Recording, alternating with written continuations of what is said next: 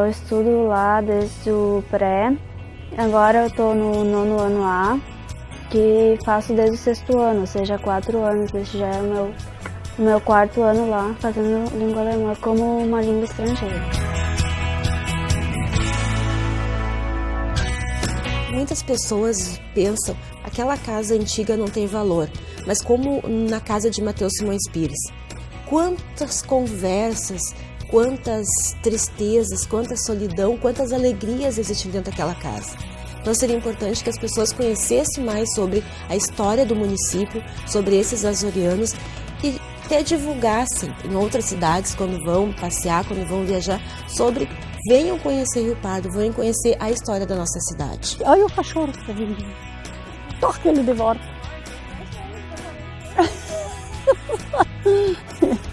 Vai de volta. Aqui tem os mais antigos, assim, né, que estavam já morando aqui, os italianos, ainda eles falam alguma coisa em italiano. A gente se conversa às vezes em italiano. É tão bom, né, resgatar essa cultura, né, italiana, mas não é muita gente, não. América, América, América, cosa sarà nostra América? América, América, América, è un bel massolino de fior.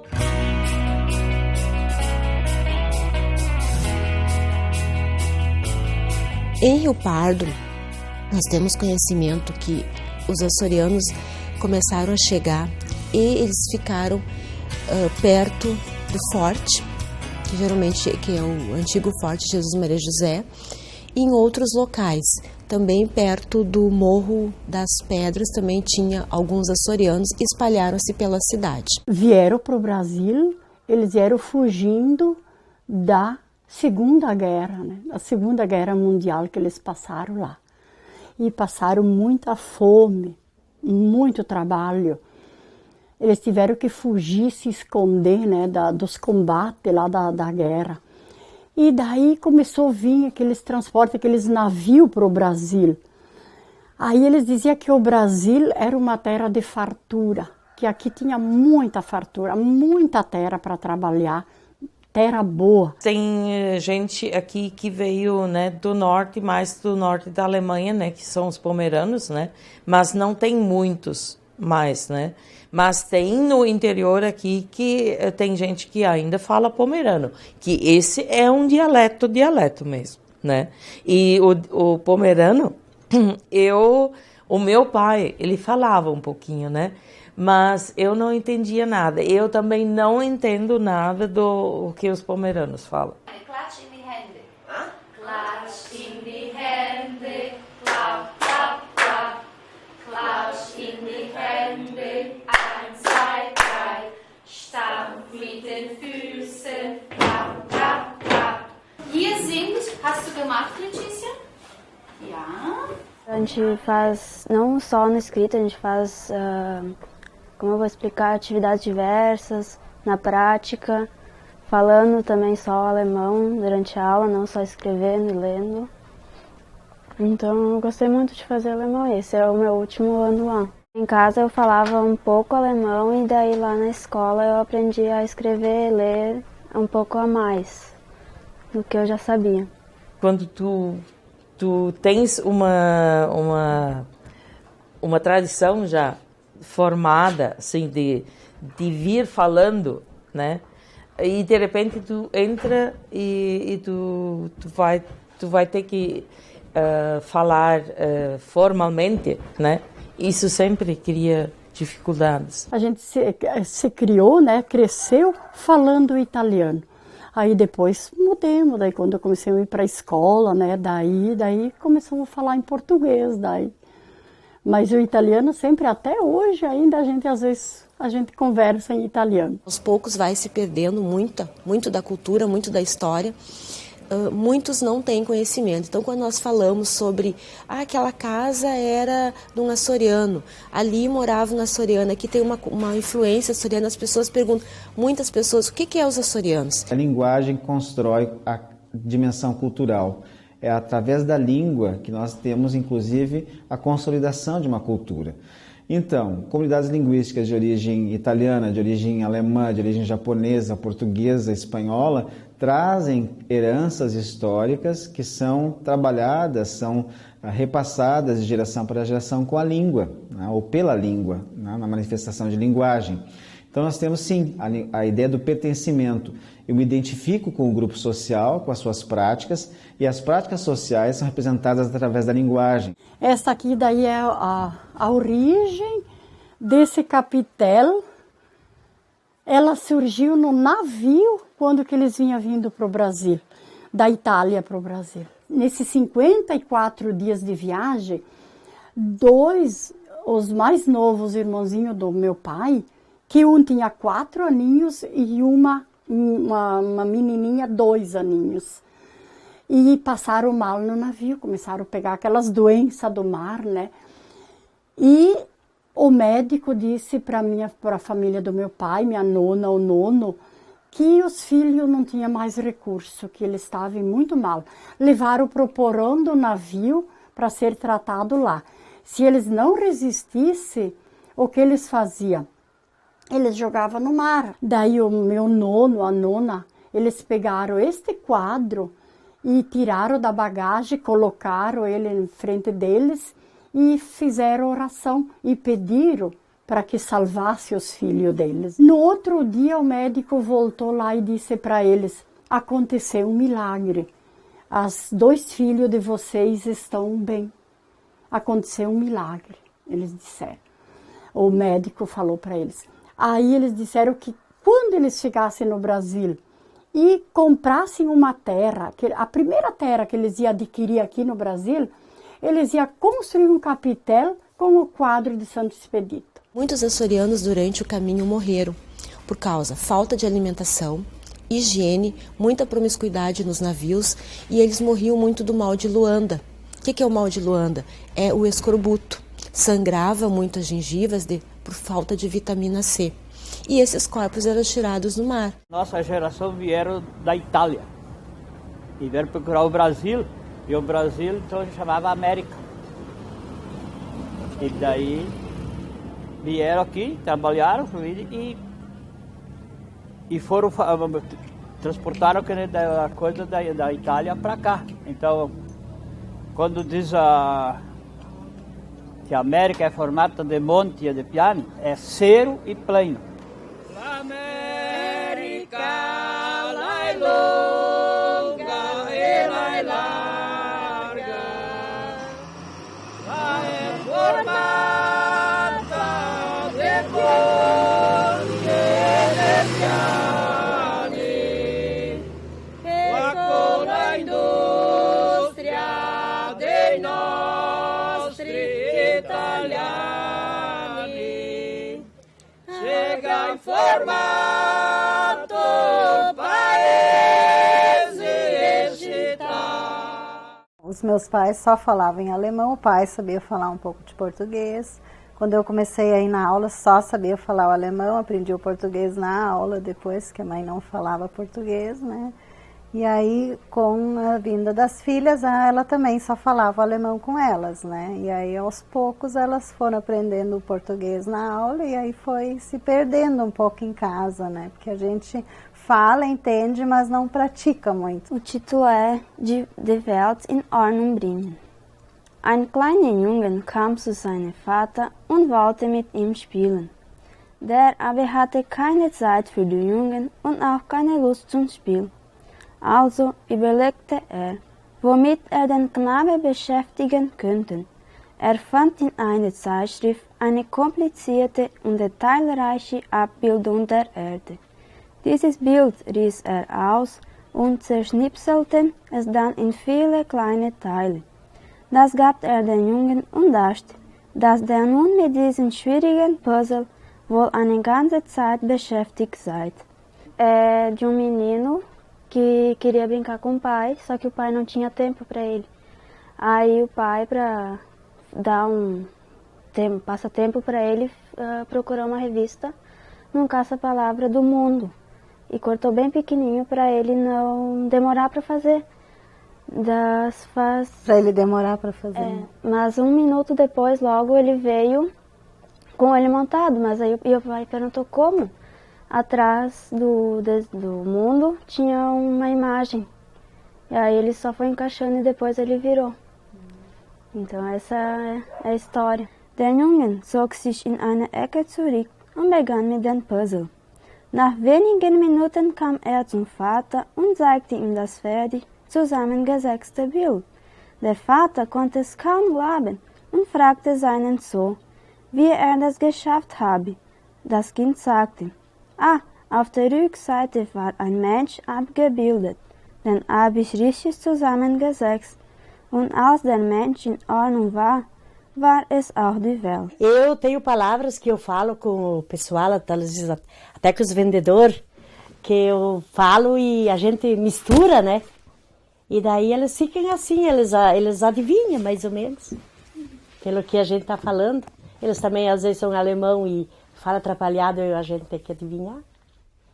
Aí embora, misturamos tudo. Uma vez até a vizinha que casou ali do lado, que casou e veio morar bem pertinho de nós, ela era bem novinha, 16 aninhos ela tinha. E ela é só portuguesa. E ela veio lavar roupa aqui porque ela não tinha tanque e nem máquina, nada. E eu emprestei para ela. Aí eu disse para ela, se tu quer lavar na mão, lava a roupa na mão e depois tu, em vez de dizer enxágua aqui, nesse lado, eu disse tu resenta, que italiano é resentar. Tu resenta a roupa ali do lado. Ela disse que ela não pensou, sabe? Que ela não quis perguntar, mas ela desconfiou. E continuou. Depois, com o tempo que ela pegou mais seguimento, ela contou. Que ela pensou, que palavra será que é essa, resentar? Mas desconfiou que fosse enxaguar a roupa. Essa aqui era a casa que o meu pai morava. E ainda existe lá. Essa casa, só uma parte que foi renovada daí. Uma parte da casa que foi renovada, que é esta aqui, aonde que está a minha sobrinha daí, a Marlene, que ela achou isto aqui lá daí, na Itália. Tem os meus sobrinhos que moram ali em Boqueirão, tem os meus sobrinhos que moram ali, que é a Nives, ali do restaurante, não sei se vocês conhecem, a Nives, o Marcos, o irmão dela, eles falam um pouco em italiano.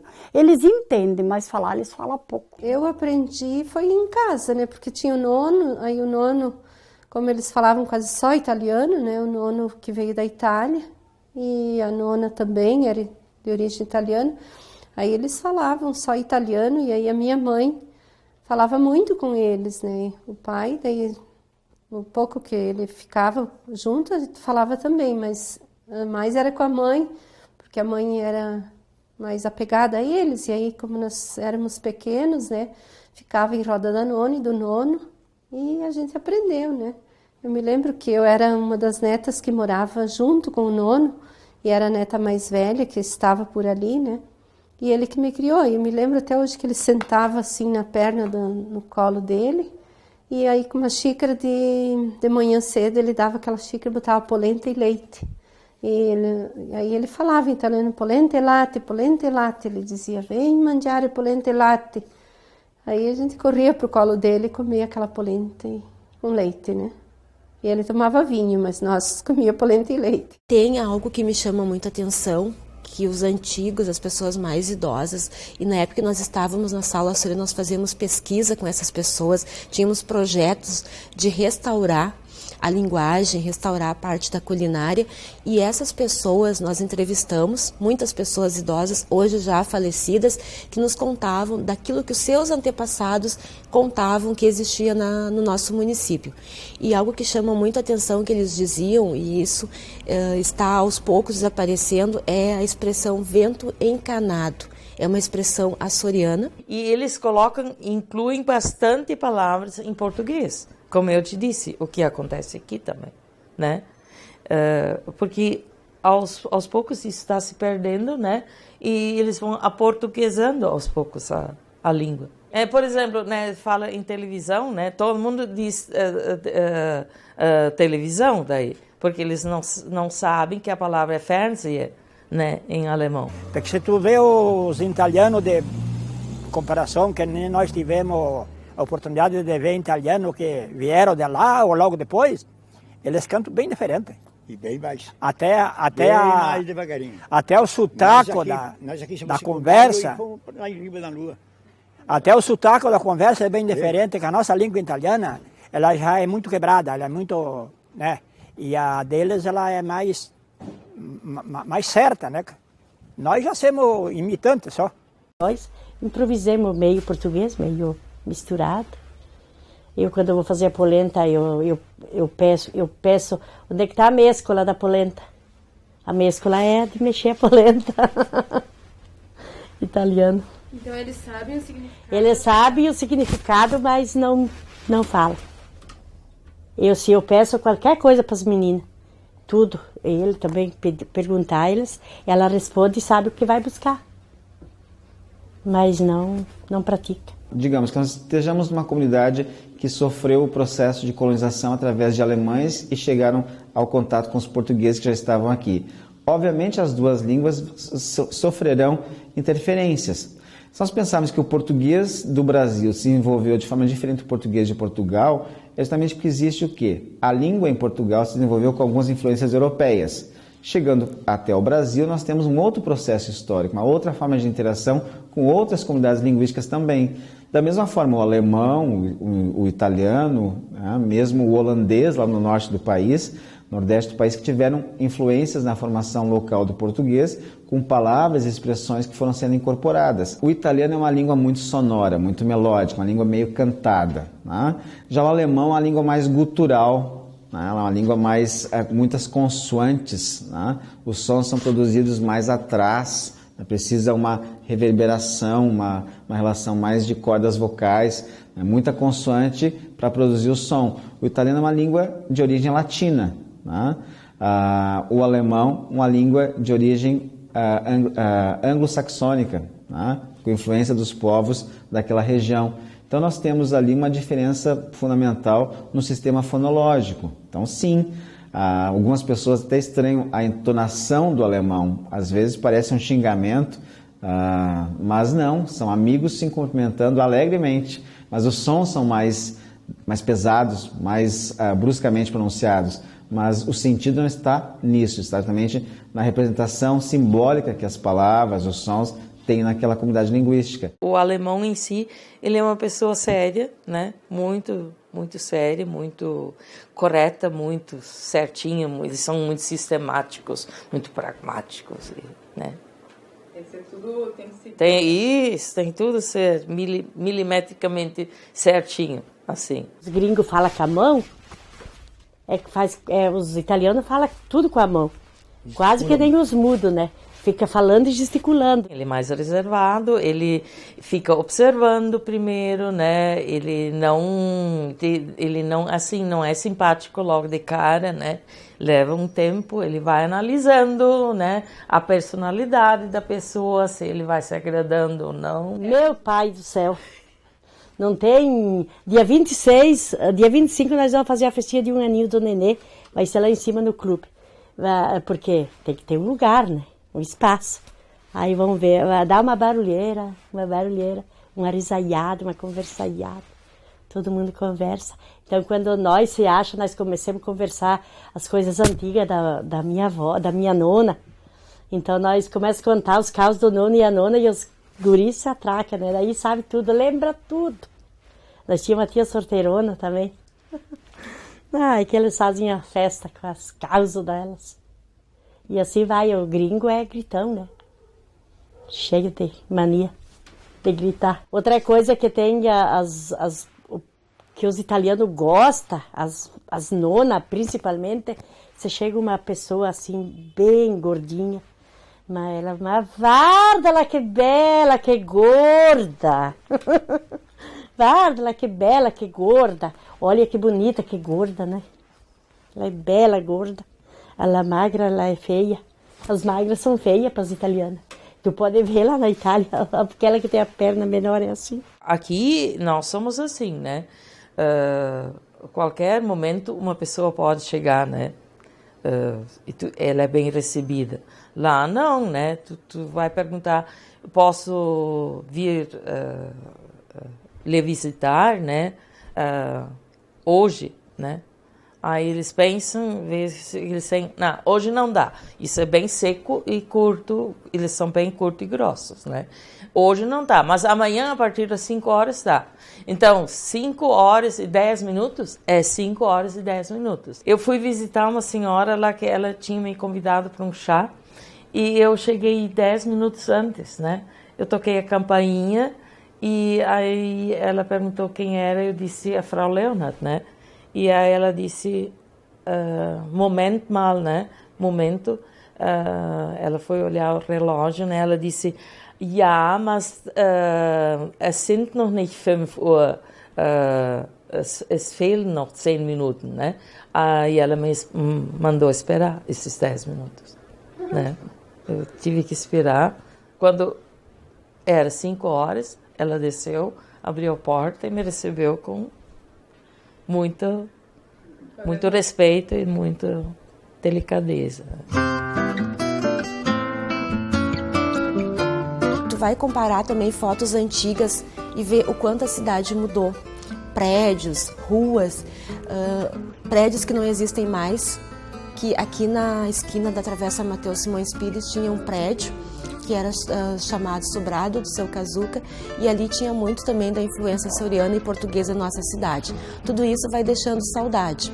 Até o Luiz Antônio, meu esposo, ele já se preocupou muito em querer fundar uma associação italiana, né, aqui para nós, justamente para resgatar alguns momentos, né, importantes que ajudam, né, a trazer, a resgatar valores também da família, né, e não só da cultura, mas da vivência. No caso, nós que somos um lugar pequeno, todo mundo se conhece, né, para ter alguns momentos de vivência entre a família, entre os amigos, né, e não só esse outro lado dessas festas que tem hoje em dia. Tem muita festa, muito encontro, né, mas diferente daquilo que a gente viveu na nossa época, né, de infância. Junte ali. Se querem cantar uma solinha de fiore? Você reúne mais para cantar. É, você quem canta, porque eu não canto, eu só fico. Pode. Pela Itália nós siamo partisti,